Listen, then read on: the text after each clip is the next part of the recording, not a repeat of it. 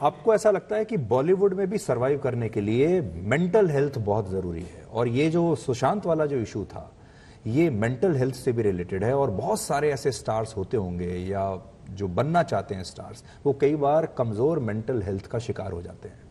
देखिए, सिर्फ film industry में नहीं, जीवन में अगर आपको आगे बढ़ना है तो मानसिक रूप से आपको बहुत स्ट्रांग होना पड़ेगा। और मानसिक रूप से स्ट्रांग होने के लिए मैं हर किसी को कहता हूँ, भाई थोड़ा योग करो, थोड़ा ध्यान करो, थोड़ा एक डिसिप्लिन बनाओ अपने जीवन का। हर दिन पार्टी तो नहीं हो सकती, और हर चीज़ को गंभीरता से लेना बंद करें, क्योंकि इंडस्ट्री हमारी क्या है, शुक्रवार के शुक्रवार जो है किसी को बनाती है, और शुक्रवार के शुक्रवार को किसी को गिरा देती है। एक आदमी बहुत ही कमाल का स्टार और वही खुदा हो जाता है, और जैसे ही दूसरे महीने का दूसरा फ्राइडे आता है, वही आदमी जो है सबसे बड़ा जिसे कहें कि मतलब बेकार बकवास टाइप का जो है आदमी भी हो जाता है, एक्टर भी हो जाता है, स्टार भी हो जाता है। तो इसीलिए लोगों की बात को गंभीरता से मत लीजिए, क्योंकि वो खुद ही अपने शब्दों को वापस लेने वाले हैं हर शुक्रवार को। अब हम अपने आखिरी चरण में हैं जी। हर बिहारी के अंदर राजनीति के जरूर गुण होते हैं। कहते हैं कि बिहारी के अंदर खून में ही राजनीति होती है। बिल्कुल सही कह रहे हैं आप। और मैं तो आपको सच में बताऊं, बहुत कम लोगों को पता है कि मेरा भी अपना सर्वे और एग्जिट पोल निकलता रहता है।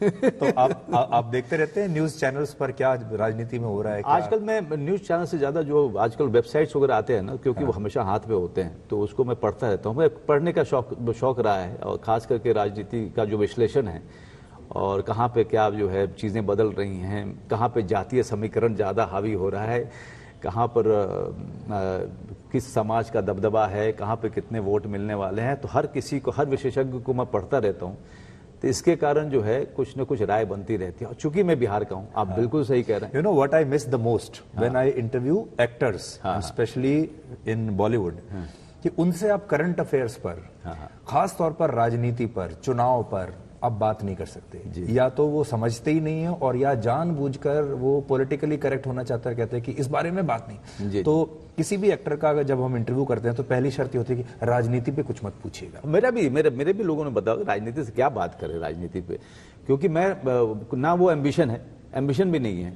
और दूसरा, मैं अगर विश्लेषण करने जाऊं तो गाहे बेगाहे पहले पैराग्राफ में एक पार्टी को मैं ऑफेंड करूंगा, और लास्ट के पैराग्राफ में तीसरी पार्टी को ऑफेंड करूंगा। इनमें से कोई ना कोई पावर से जाएगा और वो मेरी रेल लगा देगा। और आजकल तो वैसे भी आईटी और ईडी का जमाना है। बताइए, वैसे तो कुछ है नहीं, मिलेगा तो चाय पिला कर भेज देंगे उनको, और क्या। बट 2024 के लोकसभा के लिए कुछ प्रेडिक्शन करना चाहेंगे आप?